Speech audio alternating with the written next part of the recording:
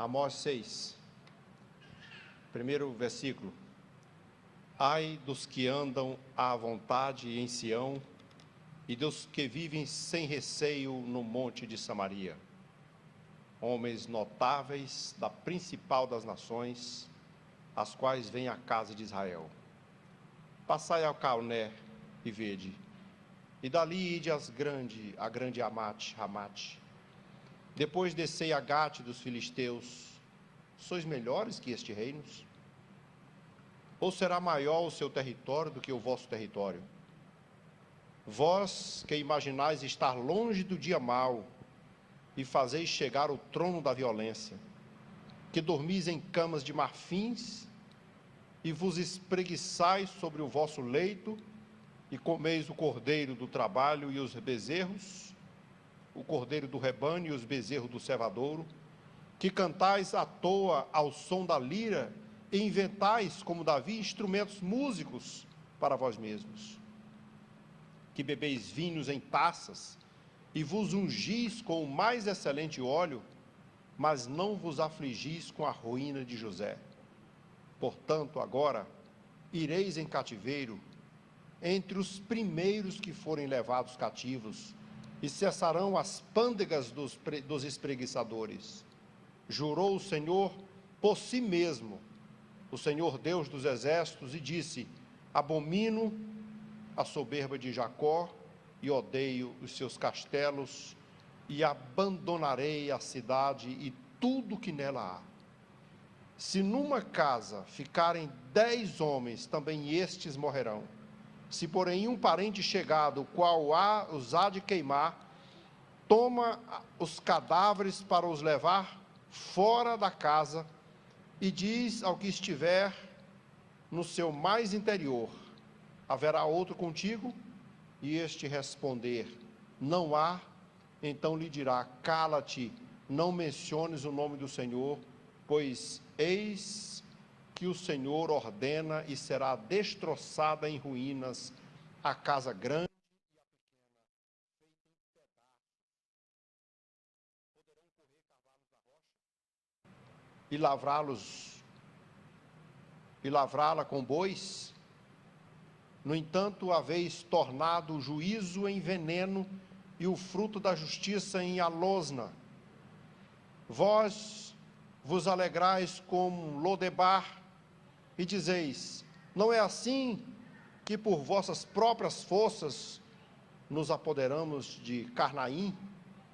Pois eis que levantarei sobre vós, ó casa de Israel, uma nação, diz o Senhor, Deus dos exércitos, o qual vos oprimirá desde a entrada de Amate até o ribeiro de Arabá. E amém. Glória a Deus. Então, queridos, nós estamos aqui, mais uma vez, no passo a passo, com o livro do profeta Amós, combatendo as injustiças sociais e alertando a nação quanto ao juízo divino por causa do pecado. É uma nação que está rendida ao pecado.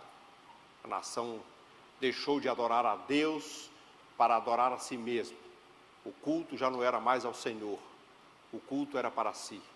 Era para se vangloriar, para contar vantagem, para aplaudir a si mesmo, para mostrar que eram poderosos, riquíssimos, abençoados, faziam suas liras, seus cânticos, suas fândegas, estavam todos muito felizes, e eles não imaginavam que o juízo divino se aproximava. Mas hoje nós temos mais algumas lições para aprender sobre essa nação rendida ao pecado. E aí vamos começar por algumas observações que o capítulo 6 vai nos dar. Desliga isso, acho que está dando uma interferência. A primeira coisa que nós temos que aprender: o pecado é uma vergonha para o povo da nação.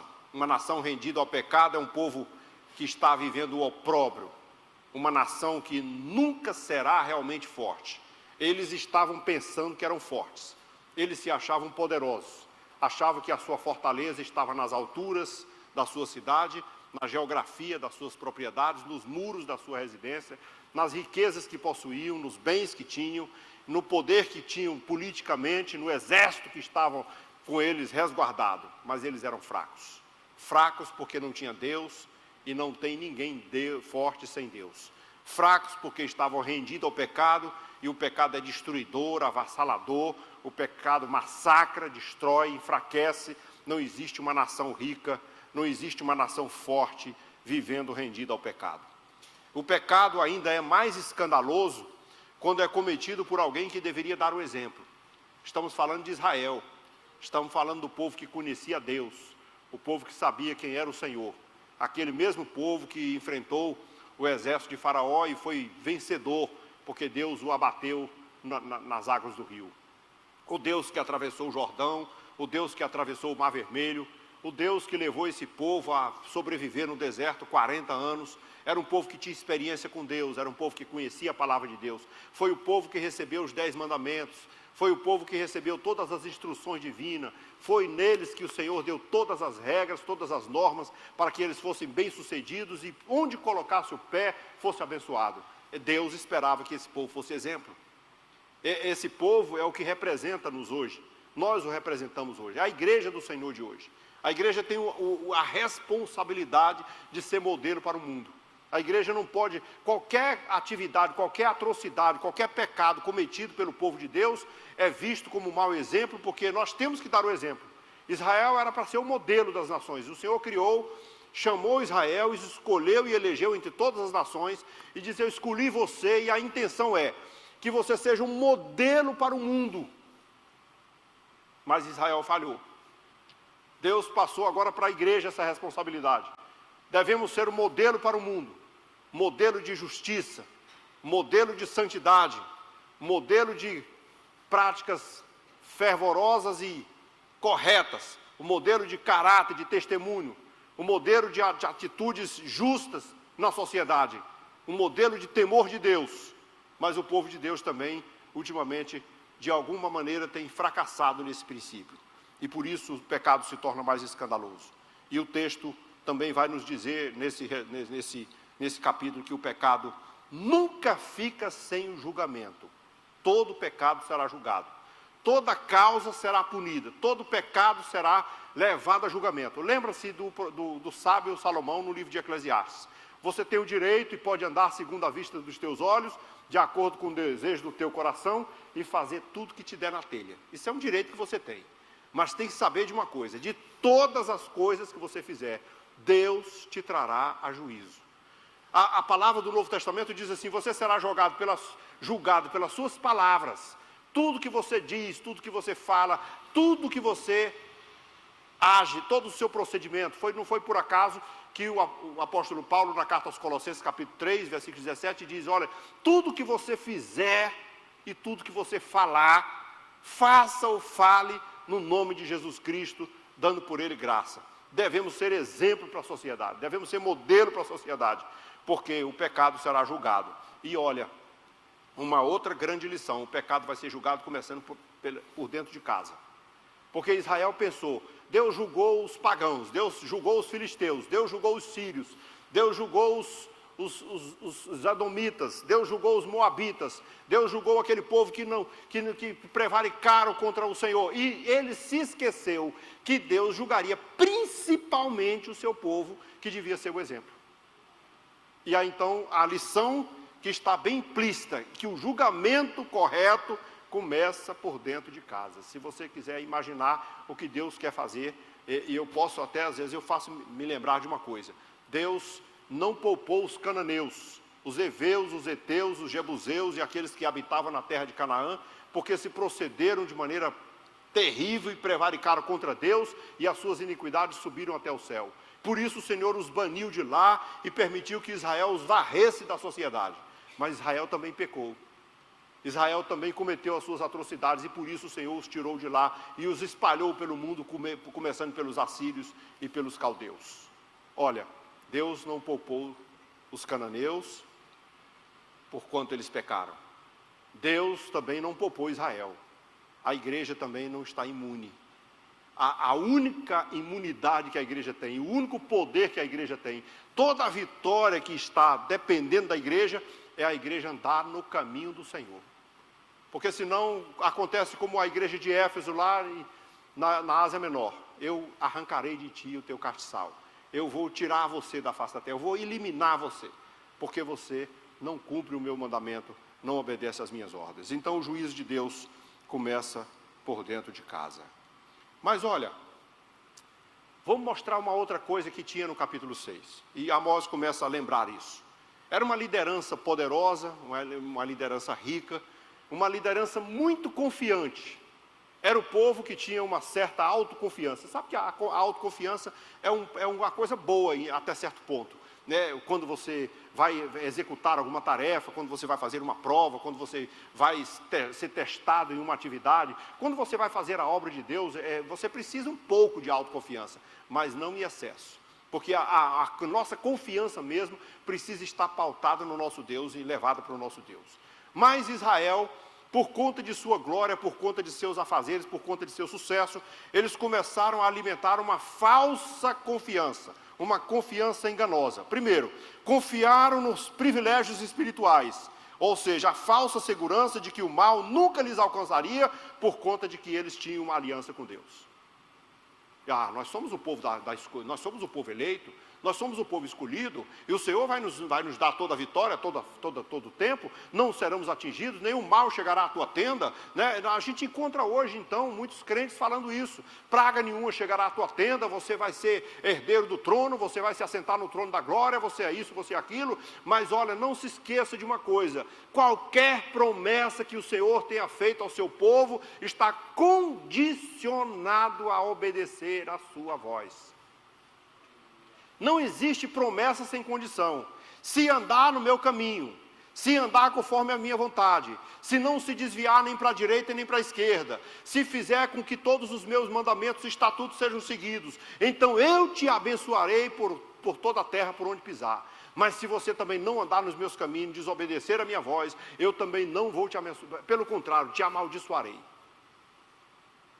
Há uma palavra do Senhor que diz assim: se eu prometer a uma nação, ou mesmo a uma pessoa, que vou puni-lo, que vou castigá-lo, porque ele está fora dos meus caminhos, desobedecendo a minha voz, mas de repente ele se arrepender, ou essa nação se render, como fizeram os ninivitas ao ouvir a pregação de Jonas, e eles rasgarem as suas vestes, se prostrarem e mudarem de atitude, eu também me arrependo do mal que prometi fazer e não faço mais, eu desisto de fazer o mal.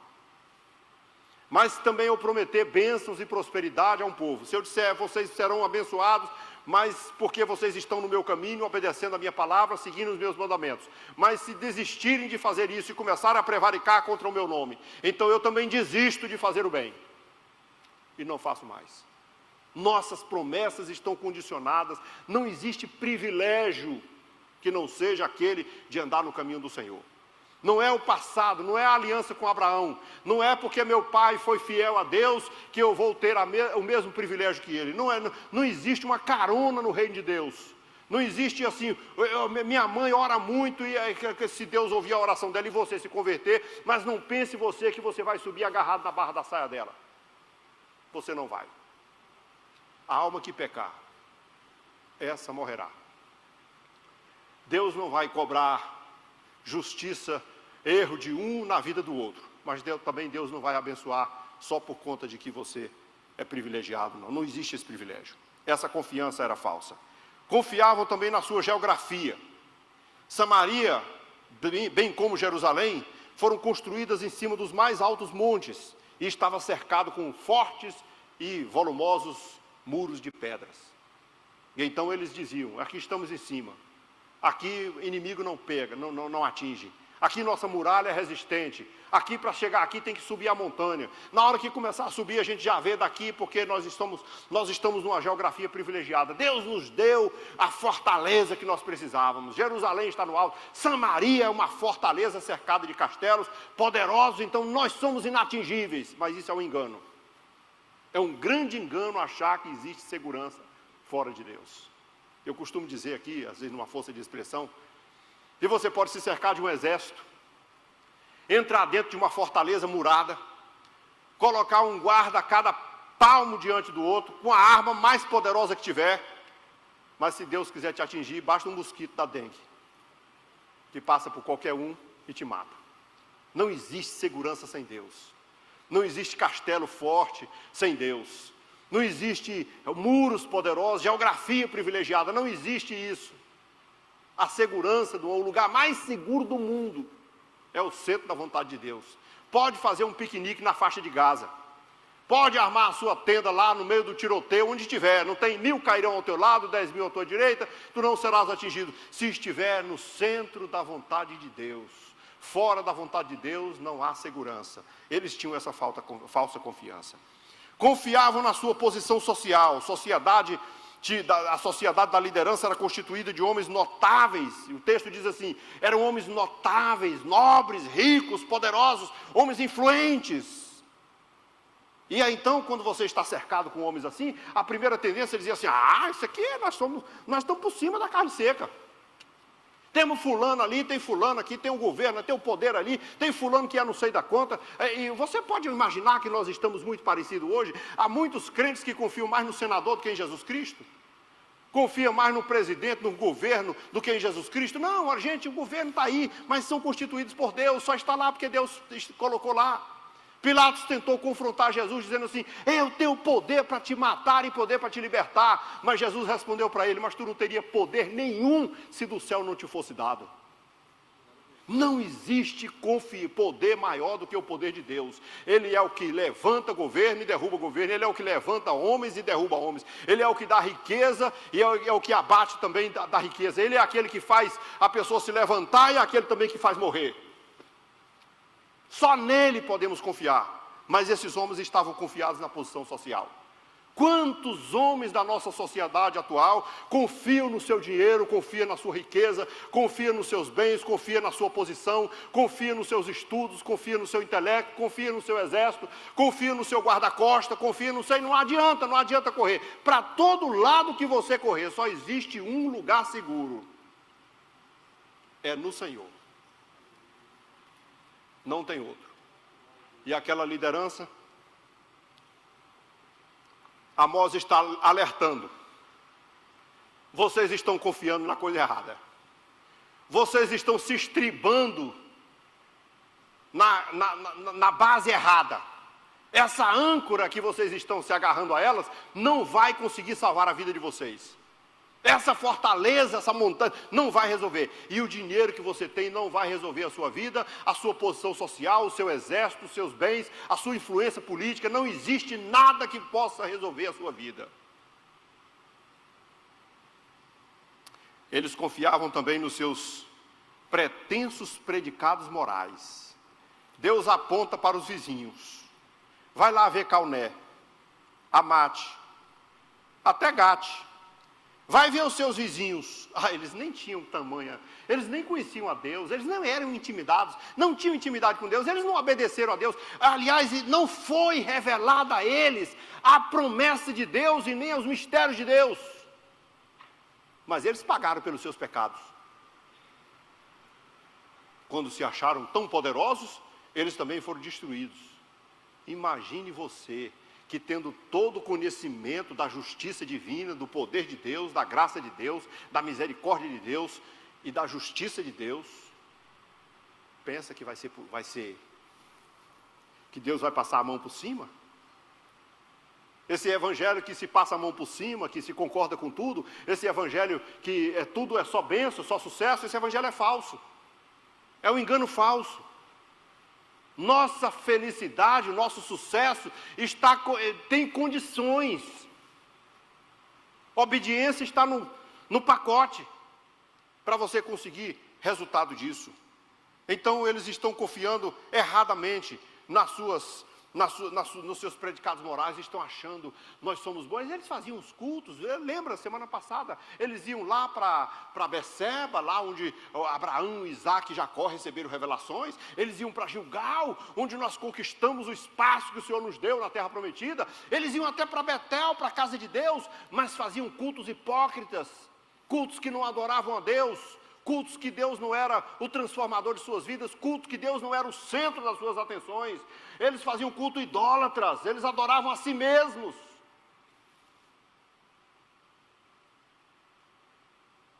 E ainda hoje, tem crente que, se ele conseguir alguma vitóriazinha na vida espiritual, até por meio da oração mesmo, se não abrir do olho no outro dia, ele está andando assim, ó. Se você for dar a paz do Senhor para ele, agora já não vai mais falar a paz do Senhor normalmente, vai dizer, a paz do Senhor, querido. Tem unção agora para derramado. Eu vou dizer para você o que é unção. Uns são, outros não são. Mas tem gente que não pode subir numa gilete que quer fazer discurso. E na vida espiritual não é assim. Não tem gigante espiritual. Não tem super-herói na fé espiritual, não. O espiritual é aquele que se humilha. Quanto mais descer, Jesus disse isso. Jesus diz, olha, no meio de vocês, na sociedade que vocês estão vivendo, os grandes são bajulados, os ricos são paparicados, carregam as suas pastas, abrem as portas para eles entrarem e saírem, engraxam os seus sapatos, fazem tudo por ele, mas no reino de Deus não é assim. Caso alguém queira ser grande, seja o menor e servo de todos. Essa é a receita. Mas eles estavam confiantes também na sua conquista política. Porque Jeroboão, como eu já disse, não só Jeroboão no reino do norte, mas Uzias também no reino do sul, eles estavam no apogeu da sua vitória. Reinados de quase 50 anos. Aliás, Jeroboão passou disso. 50 anos no comando. Estou por cima de tudo, aqui está do jeito que eu quero. Estavam ricos em dinheiro, ricos em castelos, fortalecidos com muralhas, um exército imbatível, grande, poderoso, e estavam vivendo um momento áureo. Como é que eu vou acreditar que um profeta lá do sul, trazido do meio do gado, arrancado lá de Tecoa, de uma terra pobre, e que veio de lá de trás da roça, vai chegar aqui e dizer que nós seremos abatidos e escravizados? Não acreditamos nisso. Tudo bem. Não acreditem. Porque estão confiando na sua força, nas suas conquistas. Estão achando que conquistaram para sempre. Não existe nada para sempre, a não ser o Senhor nosso Deus, a não ser a palavra de Deus. O Senhor Jesus falou isso na sua mensagem. Passarão os céus e a terra, porém as minhas palavras não passarão. Não existe essa história de para sempre. Não existe essa história de eu estou seguro para sempre. Eu conquistei e agora é meu. Não existe isso. Estamos no mundo. Sofre vulnerabilidades. Tem terremotos, tem pragas, tem pestes, tem doenças, tem tantas coisas. Não precisa de muita coisa para o Senhor destruir um mundo assim de uma hora para outra, não. E derrubar os grandes e os poderosos. Tem exércitos mais poderosos. Por mais que você pense que é grande, pode ter certeza que sempre vai aparecer alguém maior que você. Eles estavam autoenganados. Inverteram as suas glórias. Eles estavam tão envolvidos com o auto-engano que eles não notaram a chegada da tempestade. Sabe, eu estou tão tranquilo, estou tão seguro dentro de uma fortaleza, eu estou tão garantido, eu estou tão acomodado, não estou preocupando com nada, que eu nem estou me atentando se vai haver uma tempestade ou não. Mas a palavra de Deus não falha. Sempre tem uma resposta. Por quê? Porque esses homens poderosos que estavam com esse falso engano, eles se esqueceram de uma coisa. A degradação moral tem um preço. E Amós aponta aqui a decadência espiritual desse povo. Esse capítulo 6, muitas coisas ele traz à tona de novo. Coisa que ele já deu uma pisada nos caras, mas agora ele vai enumerar qual é a decadência moral desse povo. Primeiro, tinha uma violência desumana, violência contra o pobre, e eles não acreditavam no dia mau. Eles achavam que toda a vida seria bom. Não sei se vocês se lembram, apóstolo Paulo na carta aos Efésios, capítulo 10, capítulo 6, versículo 10. Tem aquele período das armas, lá no final das armas, quando ele termina de fazer a armadura do crente. Tem gente que até colocava, né, antigamente, a oração como uma das armas. Não, a oração não é uma das armas. As armas terminam lá no capacete, o sapato e tudo. Mas lá no final, quando ele termina de colocar a armadura do soldado, ele diz assim: agora ore o tempo todo. E aí ele dá uma dica: ore no dia bom, porque o dia mau vai chegar. Se você orar no dia bom, quando o dia mau chegar, você está pronto.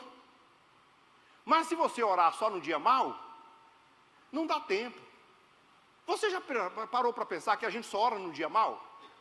Via de regra, a comunidade dos santos, tá tudo bem, está tudo às mil maravilhas, o bolso está cheio, as coisas estão boas, a saúde está boa, agora acontece uma adversidade, meu Deus do céu, Jesus ajuda aqui, irmão, ora por mim, socorre aqui, vamos, cada que hora é a oração toda, 6:30, eu estou lá, a consagração, meu Deus, eu preciso de ajuda, me ajuda. Aí todo mundo quer orar, na hora da crise. Esse povo de Israel achava que nunca seria atingido pelo mal. Por quê? Porque a vida estava muito boa e confortável para eles. E eles não se importaram com a degradação moral. Depois eles ainda tinham outro pecado: ostentação e suntuosidade. Viviam desse modo para provar sua superioridade. Sabe que ostentação? Eu vou mostrar, porque não é pecado ser rico, não é pecado ter as propriedades, mas tem hora que as pessoas, além de eles oprimir o pobre, além daquela riqueza ser desonesta e ser às custas do pobre, ainda tinha o snob. A ostentação, luxuosidade absurda, os caprichos mais extravagantes, as coisas mais extravagantes que alguém podia imaginar, achando assim, quanto mais eu mostrar isso, mais eu mostro meu poder, mais eu digo que eu tenho, né? Hoje as pessoas não deixam de fazer isso, não. Os preços dos carros, o preço de todas as coisas que as pessoas fazem, a maneira como as pessoas gastam com as bebidas, com as festas, com as farras, era isso aqui que estava acontecendo: festas, bebidas caras, e todo mundo, e o texto aqui diz que eles bebiam em bacias. Esse cálice aqui era bacias usadas nos rituais religiosos. Ou seja, eles bebiam tanto que um cálice comum não era suficiente.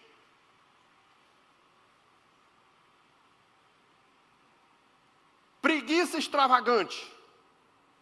Os ricos não trabalhavam mais, só queriam usufruir das riquezas adquiridas na corrupção.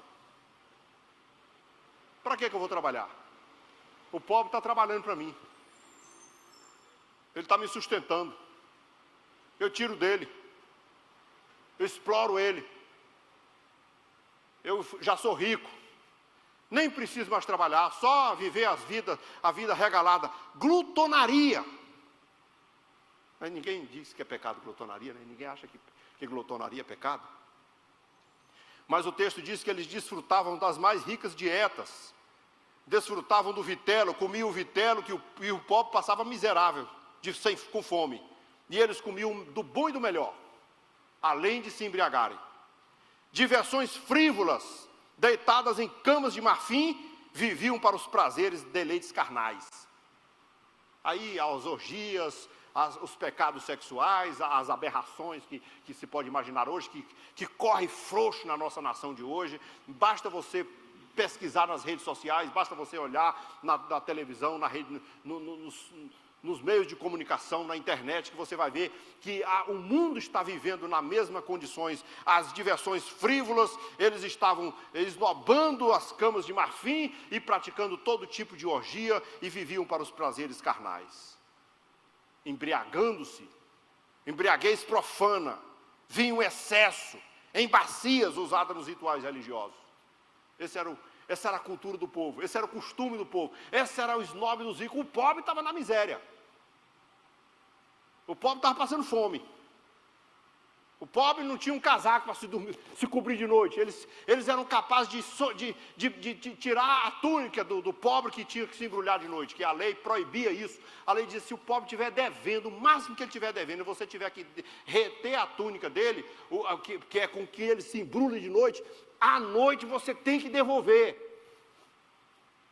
Mas eles não faziam isso, porque a lei não importava mais. Criaram suas próprias leis, criaram suas próprias regras, passaram por cima das leis de Deus. Olha, o que Deus está mostrando aqui, porque, irmãos, vai acontecer um caos com essa nação, vai acontecer uma tragédia. Quando você olhar para os desmantelos que vai acontecer com Israel, com a maneira como eles foram escravizados, a destruição por onde eles passaram, a violência que eles foram atingidos, com jovens, mulheres, crianças, adolescentes, mocinhas, rapazinhos, a coisa que aconteceu com eles, você vai dizer assim, meu Deus, então Deus não está lá, Deus não existe. Não, Deus está avisando antes.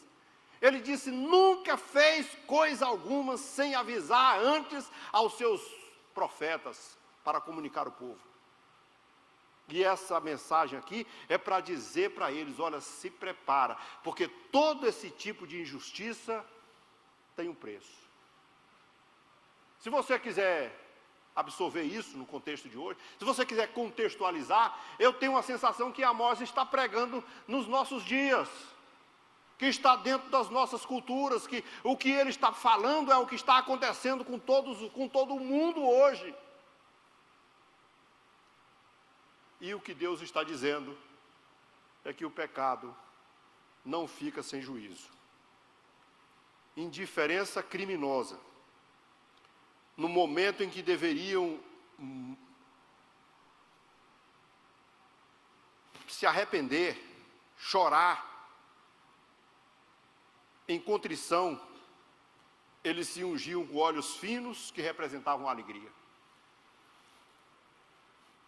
No momento em que, sabe o que é uma coisa, a indiferença? Você está morrendo, você sabe que está pecaminosamente destruído, mas está comemorando como se fosse santo. Sabe que a vida está no bagaço, mas está falando e aplaudindo e levantando as mãos e achando que está tudo às mil maravilhas. Isso é indiferença ao pecado. Por tudo isso que nós estamos vendo aqui, por tudo isso, o juízo é inevitável.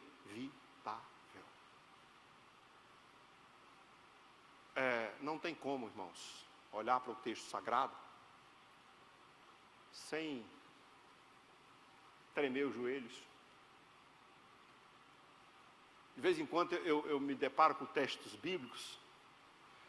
Às vezes eu olho para aquela igreja de Éfeso e aquela coisa assim tão poderosa, igreja tão abençoada, e tem uma coisa que a gente pensa que não significa nada. Deixou de amar, primeiro amor. A indiferença. Na verdade, a indiferença é que é o oposto do ódio, que é o oposto do amor e não o ódio. Tem hora que a pessoa se ira, mas não está tão indiferente, mas a indiferença é cruel. E quando você é indiferente às coisas espirituais, quando Deus fala e você não ouve, quando sua mente está cauterizada, quando você não dá ouvidos à voz de Deus, por tudo isso, o juízo de Deus é inevitável. É aqui que ele cobra. E ele não vai deixar passar. Agora, qual é o julgamento de Deus? Está no texto. E Deus jura. Deus faz um juramento. E como ele não tinha por quem jurar, né? Porque nós, quando vamos jurar aqui, nós juramos em nome de Deus. Que ele é maior do que nós, né? Geralmente, um filho jura até no nome da mãe, do pai. Porque encontra alguém maior. O texto sugere aqui que Deus não encontrou ninguém maior do que ele para jurar, jurou por ele mesmo.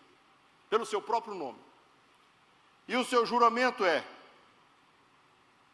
ele jura porque não tem ninguém maior do que ele por ele jurar.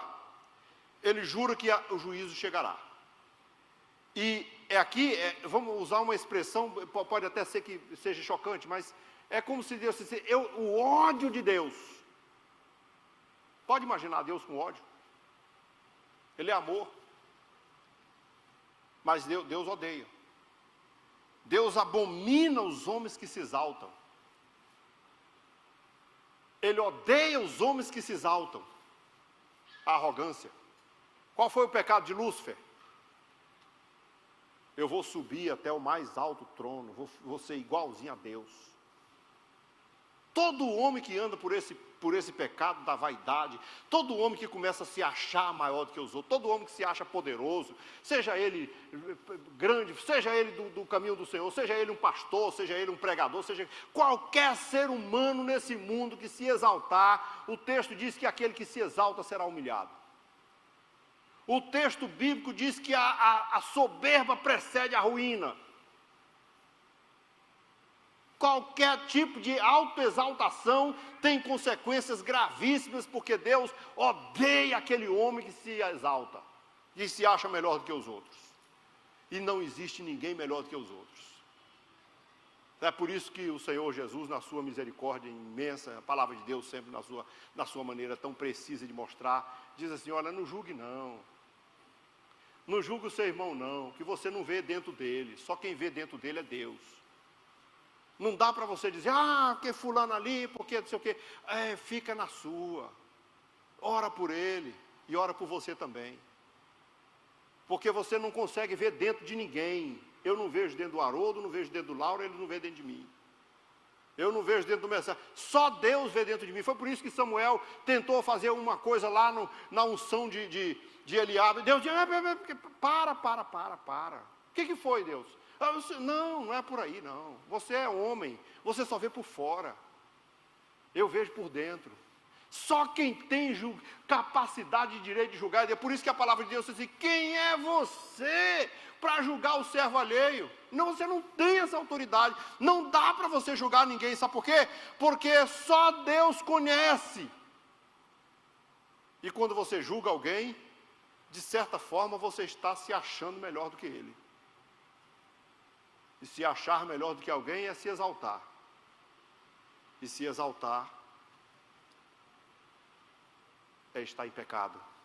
E Deus abomina o homem que se exalta. O abandono de Deus, isso torna o mais perigoso de todos os seus adversários. Mais perigoso do que a carne, mais perigoso do que o diabo, mais perigoso do que o mundo, e mais perigoso do que qualquer inimigo espiritual que você tenha. Não existe nenhum perigo maior do que esse. Deus te abandonar. Quando nós enfrentamos aquele texto de Levítico falando sobre Balaão, que Balaão foi subornado para amaldiçoar o povo de Deus. E ele era corrupto, ele era avarento, tinha interesse em ganhar o dinheiro, tinha ouro aí jogando na jogada. Ele tentou, eu vou amaldiçoar. Eu sei que não é muito sucedido não é a vontade de Deus não, mas pelo dinheiro eu faço. Só que não valeu. O Senhor não amaldiçoou. Todas as tentativas de Balaão de amaldiçoar o povo de Deus, quando ele falava, o Senhor convertia em bênção. Mas como ele era tão maléfico, tão corrupto, ele disse, olha, eu vou dizer para você, não tem jeito de amaldiçoar esse povo, mas tem um jeito, tem uma saída. E qual é a saída? Se Deus virar as costas para esse povo, aí sim eles terão um inimigo. E como é que Deus vai virar as costas para eles? Leva esse povo para a idolatria, envolve esse povo com mulheres moabitas, e traz esse povo, faz uma festa, faz uma bebedeira, faz orgias, leva esse povo a se idolatrar, que quando amanhecer o dia, Deus lhe terá virado as costas, e nesse dia, ele é seu. Por isso que o texto de Apocalipse diz assim, que aquele povo que amou a doutrina de Balaão, que ensinou a armar tropeço para o povo de Deus. E sabe qual foi o maior tropeço? Sabe qual foi o maior inimigo de Israel a vida inteira? E sabe qual é o maior inimigo de tudo quanto é crente? É Deus lhe virar as costas. Davi sabia tanto disso, que um dia ele cometeu um desatino, fez lá uma daquelas loucuras, mas Davi era um homem muito sensível, espiritual, e Deus, da sua misericórdia, falou: Davi, não tem jeito de eu deixar passar batido isso aí não. Eu vou ter que te cobrar isso aí. Você vai ter que pagar. Vou ter que punir você. Mas como você é um homem que eu tenho muito afinidade, eu tenho um apreço por você, eu vou te dar a oportunidade de escolher o castigo. Qual é? Eu posso colocar 3 anos de seca nessa terra, de fome. Ou então posso te deixar 3 meses na mão dos seus adversários. Você vai perder batalhas durante 3 meses. Ou você fica 3 dias na minha mão. Se você for fazer a dimensão do poder do adversário, você poderia dizer assim: meu Deus, 3 dias na mão de Deus, se Deus quiser, 1 segundo só. Se for em 3 segundos, ele pode destruir o mundo todo. Mas ele falou assim: Deus me livre. 3 anos de fome com o meu povo morrendo e as minhas crianças que não tem nada a ver com isso sofrendo, não vou. 3 meses na mão do meu adversário que não tem misericórdia, que não tem pena de mim, eu fico 3 dias na mão de Deus. Eu acho que Davi poderia ter dito assim: eu fico até 3 anos na mão de Deus, não interessa, faça o que o senhor quiser. Eu prefiro ficar na mão de Deus, que eu sei que ele tem misericórdia. Ele conhecia Deus. Mas, irmão, não foi fácil para Davi, não. Porque o anjo, ele não usou a espada não, ele só fez tirar a espada para fora. Enquanto a espada dele estava desembaiada, a tragédia era grande, o desmantelo era grande, a chacina era grande, a aflição era grande. Sabe o que estava acontecendo ali? Deus virou as costas. Por sorte, Davi, que tinha afinidade com ele, disse: Senhor, eu vou pedir só mais uma coisinha. Eu sei que eu não mereço não, mas eu vou pedir só mais uma coisinha. Deixa esse povo fora, livra ele e acaba comigo. Porque esse povo é inocente. Culpado sou só eu. Tem misericórdia desse povo. E o Senhor, então, na sua infinita misericórdia, falou para o anjo: guarda a tua espada. Acabou o problema. Sabe que lição nós temos aí, irmãos? Ninguém pode pensar na possibilidade de Deus lhe virar as costas. Mas Amós está dizendo: Deus vai virar as costas para Israel. E não tem inimigo pior do que esse. O abandono de Deus. Porque a mortandade enviada por Deus aponta para um massacre total e destruição. Se você vê o versículo 10 e o 11, os palácios e as poderosas casas e até as pequenas também. Não vai sobrar nada, é um desmantelo total, uma destruição absurda que o Senhor vai entregar. Os assírios cercaram Jerusalém, cercaram Samaria por 3 anos. Eles sitiaram por 3 anos. As suas muralhas, ou seja, aquele povo disse assim: eu estou forte, aqui não tem quem entre. E os assírios disseram: e quem disse que eu quero entrar? Eu quero ver tu sair.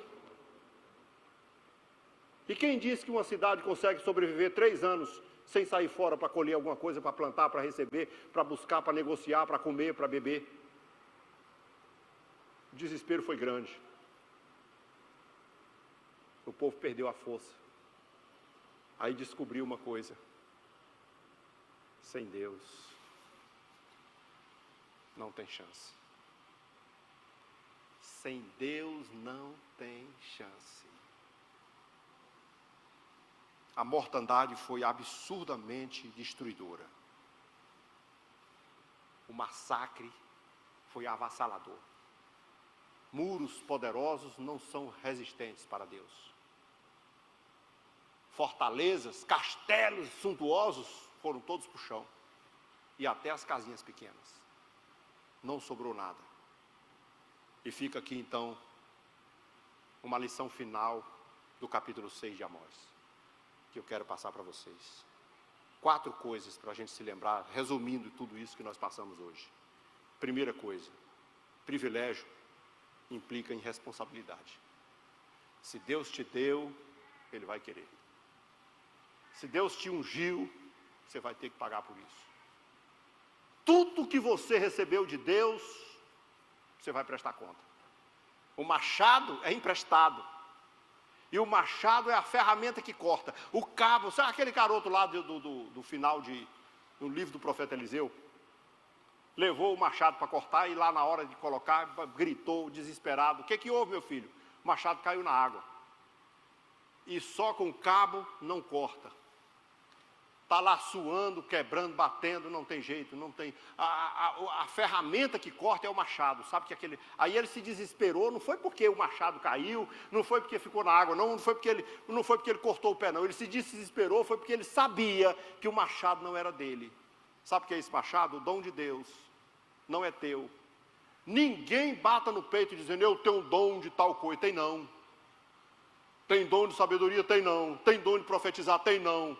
Tem dom de ciência, tem não. Tem dom de tem não. Todo que você tem é emprestado por Deus. E você vai prestar conta dele. Tem muito obreiro batendo só com cabo, brigando, suando, xingando, botando culpa no povo. Mas cabo não corta, quem corta é machado. Precisa restaurar isso. E só a cruz de Cristo pode fazer isso. Privilégios têm responsabilidade. Altruísmo deve ter primazia sobre a autocomplacência. Não fica lá com autocomiseração, com pena de você, chorando, achando que você é vítima, não. Ajude o próximo. Seja irmão do outro. Seja cooperador com o outro. Isso faz parte da história, isso faz parte do cristianismo também hoje. É isso que o cristianismo ensina. Nós vimos isso aí nas epístolas que passamos agora recentemente, a carta aos Gálatas e a própria epístola de João, que acabou ontem, anteontem.